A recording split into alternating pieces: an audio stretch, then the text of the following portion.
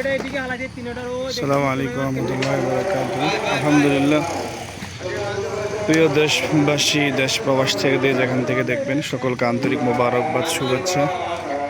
আলহামদুলিল্লাহ, আমাদের আজকে বেস কাটার কাজ শেষ হয়ে যাবে ইনশাআল্লাহ। একবারে লাস্ট সীমানা পশ্চিম দিকে আজকে বেস কাটা হইতেছে। তো ইনশাআল্লাহ সকলে অবশ্যই দেখতেছেন বা দেখবেন। একদম শেষ সীমানা ঘেঁষিয়ে একদিকে বেস কাটা হচ্ছে। আলহামদুলিল্লাহ কাজ চলতেছে, আজকে ইনশাআল্লাহ শেষ হয়ে যাবে। আর একদিন রাজমিস্ত্রি ভাইয়েরা চলে আসছেন, ওনারা কিছুক্ষণের মধ্যেই রডের কার্যক্রম ওনারা শুরু করবেন। তো সকলে ইনশাআল্লাহ 7 তারিখের প্রোগ্রাম বাস্তবায়নের জন্য আপনারা আপনাদের জায়গা থেকে ফিকির করবেন, চেষ্টা করবেন। আর মসজিদের দৈনিক রাস্তার কালেকশন ছাড়া এখন আমাদের কালেকশানের দিকটা খুবই দুর্বল। এই জন্য সবাইকে বলবো, দেশ প্রবাসী সবাইকে বলবো, আপনারা আপনাদের জায়গা থেকে কালেকশানের বিষয়টা আরেকটু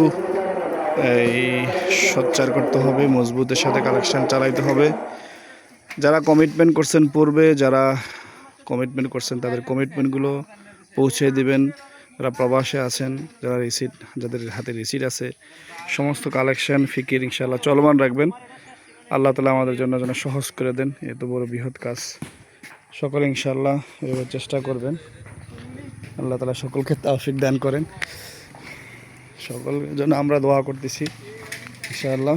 প্রবাসে যারা আছেন বিশেষ করে তাদের জন্য হলো আমাদের সবচেয়ে বেশি দোয়া। আপনারা অবশ্যই ইনশাআল্লাহ আপনারা মসজিদের জন্য সবচেয়ে বেশি ফিকির করে থাকেন। তো ইনশাআল্লাহ সকলে ইনশাআল্লাহ চেষ্টা করবেন। আল্লাহ তাআলা সবাইকে তৌফিক দান করেন। এদিক দিয়ে আমাদের রশিদ ভাই, এই যে এসাক ভাই, ওনারা এখন দাওয়াতনামা নিয়ে আলহামদুলিল্লাহ রওনা হয়ে গেছেন। কিছুক্ষণের মধ্যেই 2 গ্রুপ 10 জনের, একটা 5 জন করে 10 জন, 2টা সিএনজি আলহামদুলিল্লাহ কিছুক্ষণের মধ্যে তারা দাওয়াত নিয়ে বের হয়ে যাবেন।